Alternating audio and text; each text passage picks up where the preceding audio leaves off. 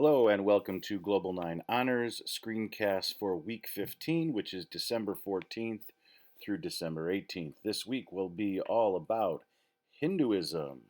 So let's take a look inside Schoology to see where everything's at.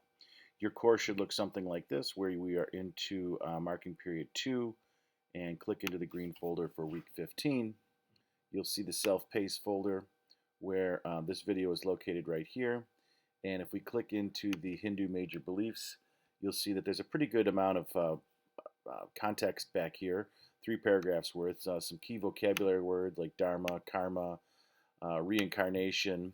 Those 3 words are kind of said so quickly by your social studies teachers, it almost sounds like one thing, karma, dharma, reincarnation, but they're 3 separate important beliefs as for Hindus. And putting them all together, when a person follows their dharma, they get good karma, and eventually they hope to be reincarnated to a higher class or caste.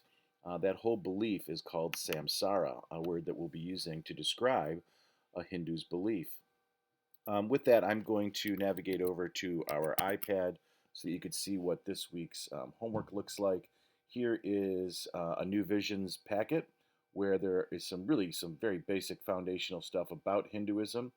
A See, Think, Wonder, just getting you to come up with a few things that you could list and observe, and maybe some questions that you have.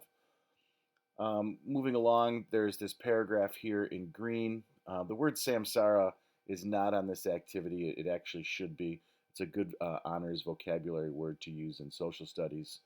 But some very basic stuff here about polytheism and monotheism.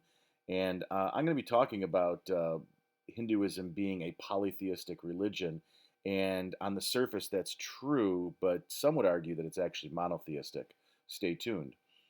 Couple of things here, making some connections. You'll see a picture here of Moses and the 10 Commandments about moral and ethical codes and how that really works, and moving along. So here, I just want to make sure that you know that there is a video embedded here, okay? And when clicking on that, it is going to give you some extra information. We're asking you just to visit about 3-4 minutes worth of stuff from the 5-minute, 31-second mark up to about 8:40.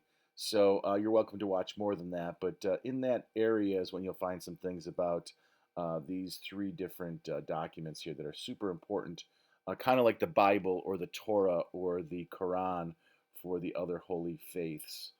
But as we go in, here we'll see some of the polytheistic gods of Hinduism: Vishnu, Shiva, and Ganesha. And as we look at this, I think I really want to make sure that you know, when answering this question, why do some consider Hinduism to be monotheistic? It's really very similar to Christianity with the Holy Trinity. Some people may have heard, maybe you practice, some for Christians, you might do the sign of the cross, where you bless yourself and you say in the name of the Father, the Son, and the Holy Spirit. Those 3 entities are the Holy Trinity. And together, all 3 of them make up the Christian faith.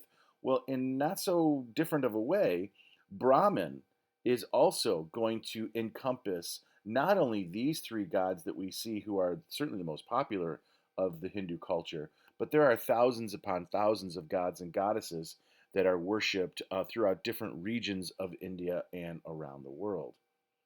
So that's a good point to make here, and as you consider this answer, hopefully that helps you. Okay, so you'll see moving along, there's a couple questions here. This is really just an activity, excuse me, not an activity, but a note sheet showing us different things about reincarnation, the caste system we'll talk about in class, and then, of course, dharma and karma, your duties and your consequences for your actions. But here is a very simple fill-in-the-blank style worksheet to get you just using some of the words that are particular to Hinduism. So as we go, I want to point out then the last page, okay? Remember, you're in an honors class if you're watching this video, and your teachers are expecting you to have details. We're expecting you to use evidence that supports the different claims. So these directions here are asking you to complete the tasks below. I'm not sure if you have in your class gone through the belief systems chart. If you haven't yet, that'll be coming probably in January. But here It's saying to identify and describe. So you do need to say something and then describe it. So when you're talking about major beliefs and practices, and you're going to be no doubt talking about dharma, karma, and reincarnation, just using that word in a list is not good enough. You have to use the word, you have to explain its definition, and then hopefully come up with an example. So if we were to talk about someone's dharma, that is a role and it is a responsibility, and that's an easy way to define that. But you might go a step further when saying dharma, roles and responsibilities, and then give an example. For example, you have roles and responsibilities in your life, and that might be doing well in school, so therefore doing your homework and studying for tests. That is your dharma as a high school aged student in the United States. So we are looking for paragraph form, complete sentences with details. Okay, so a couple other things to share with you that is located in Schoology. If we click into week 15, not only is there the self-paced materials, but there's also some supporting materials also. You'll see that we've been putting in Quizlet cards, but this time we're going to add in also a Think Tech activity.